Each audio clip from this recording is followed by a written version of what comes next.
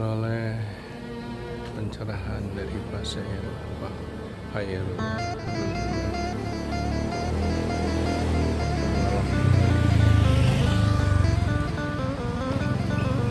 terang, suasananya terang, alhamdulillah.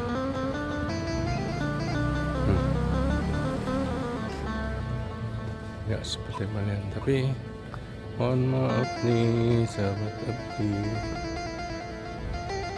kena upload ini seorang iman yang indah tuh.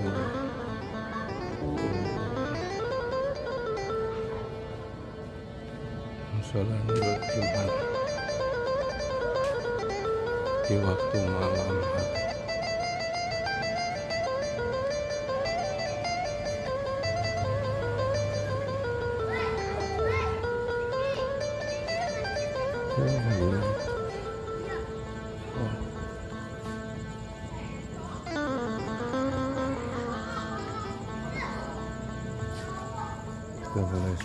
Tuh, Margianto biasa. Assalamualaikum. Waalaikumsalam warahmatullahi wabarakatuh. Kenapa kalau terang begini tapi sepi juga. Lari William, lari luar satu.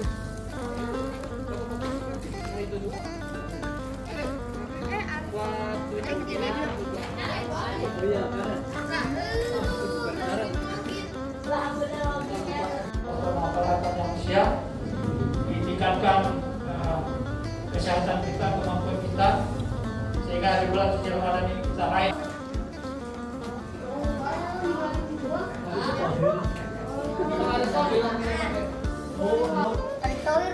Menteri dong. Anak soleh pada.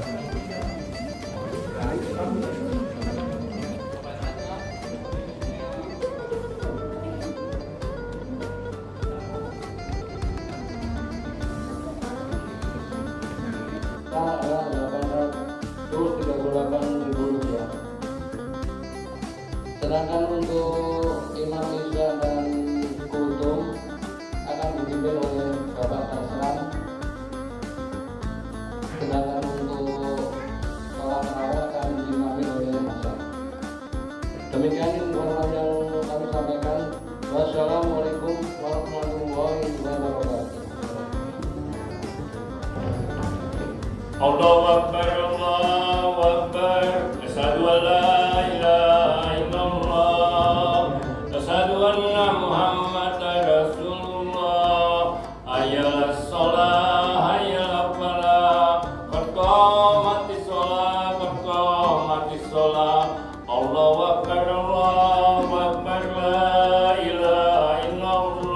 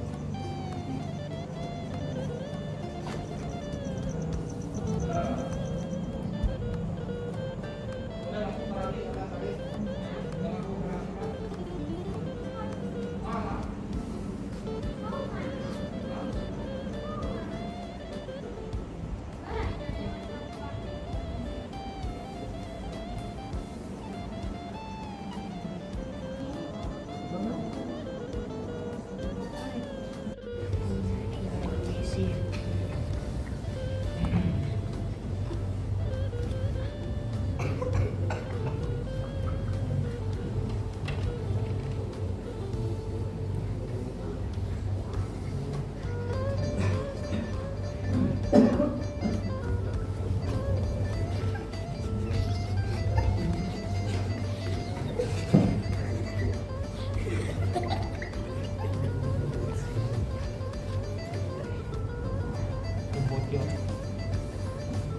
Assalamualaikum warahmatullahi wabarakatuh.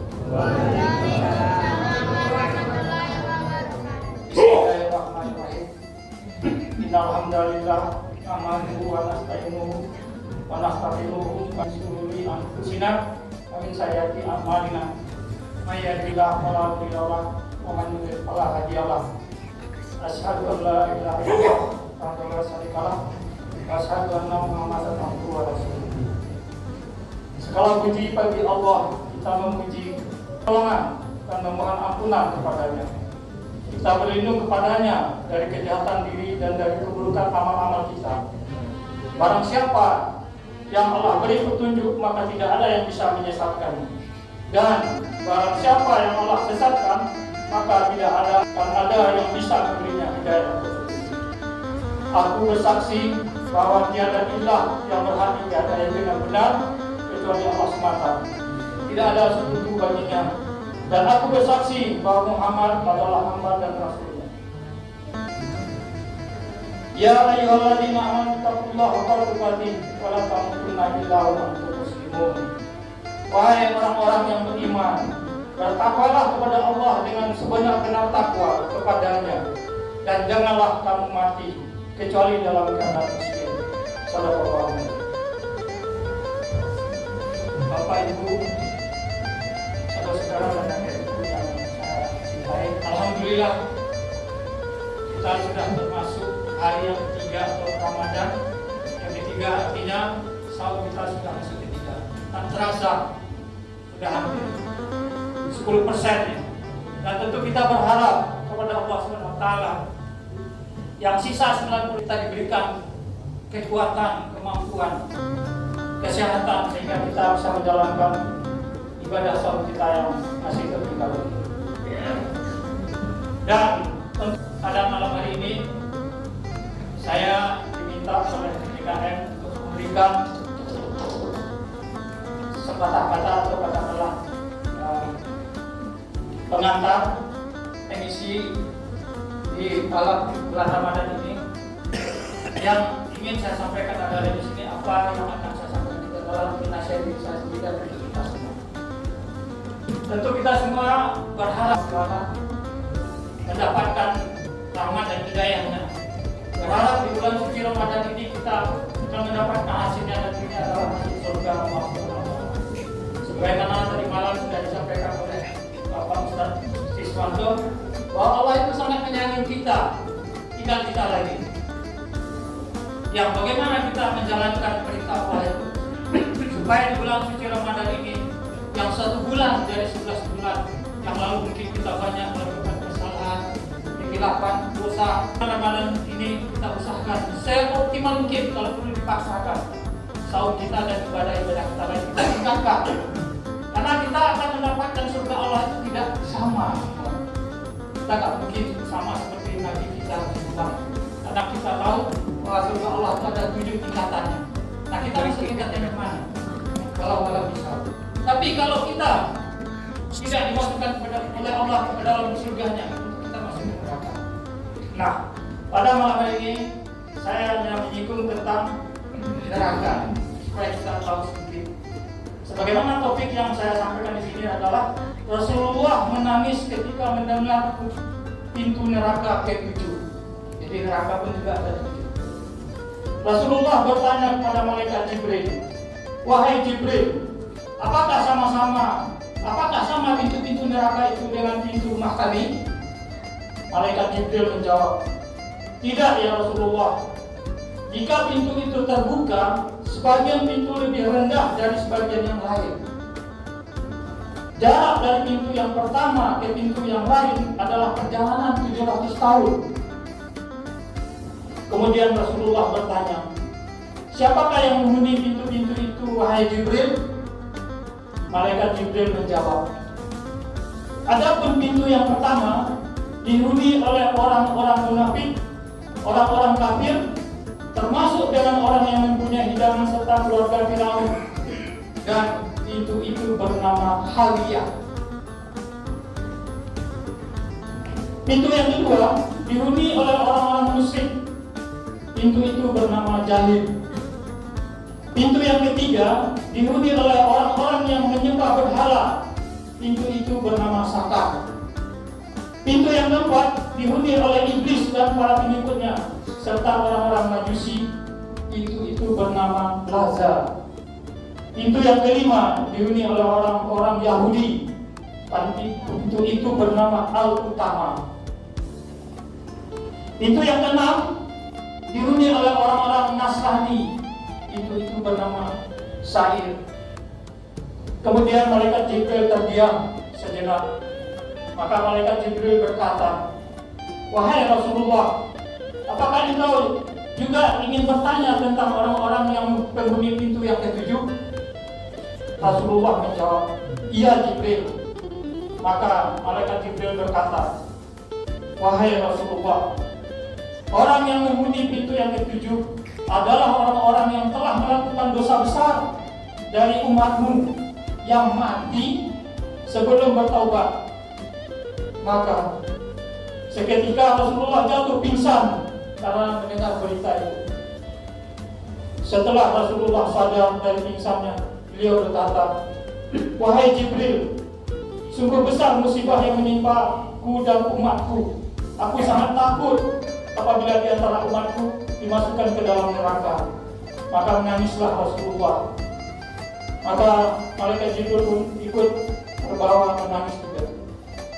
Kemudian Rasulullah bertanya kepada malaikat Jibril, wahai Jibril, kenapa engkau ikut menangis? Bukankah engkau Rohul Amin, roh yang dipercaya?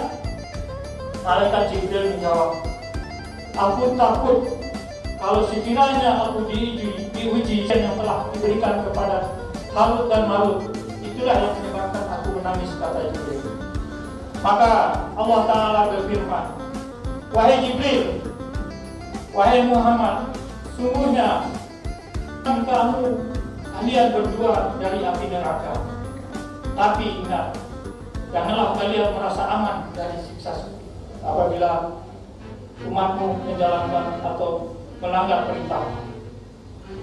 Demikian yang bisa disampaikan tentang 7 pintu neraka, dan mudah-mudahan kita terhindar dari pintu itu, dan kesempatan yang diberikan oleh Allah Subhanahu wa taala kita upayakan seoptimal mungkin di bulan suci Ramadan yang masih tinggal 90% lagi ini, kita tingkatkan. Kita beribadah tentunya tidak hanya saum, berbuat baik, dan tentunya kita juga lebih banyak membaca Al-Quran. Karena ulama mengatakan kalau kita membaca Al-Quran di bulan Ramadan ini, tingkatkan yang tadinya mungkin 1 hari 1 juz, tingkatkan. Dan jangan sampai kalau di bulan suci Ramadan ini baca yang paling banyak. Jangan nanti seperti kita di luar Ramadan, kita membaca 1 juz, kemudian waktu yang lainnya kita tafsir terjemahan, kemudian kita menghafal. Tapi kata ulama, tingkatkan di bulan suci Ramadan ini banyak baca. Syukur-syukur bisa dalam 3 hari juz, atau dalam sebulan minimal 30 juz. Demikian yang bisa. الرحمن الرحيم مالك يوم الدين إياك نعبد وإياك نستعين اهدنا الصراط المستقيم صراط الذين أنعمت عليهم غير المغضوب عليهم ولا الضالين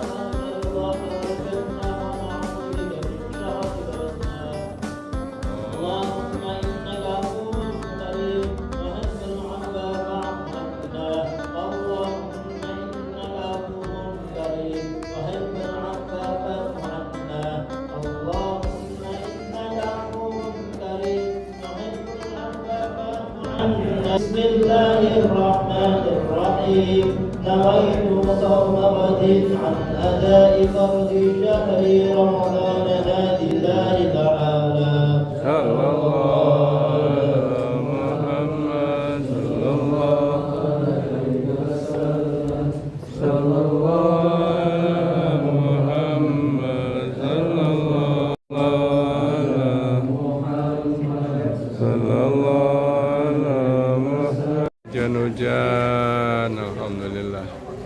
Ya, Pak. Kirimis terus.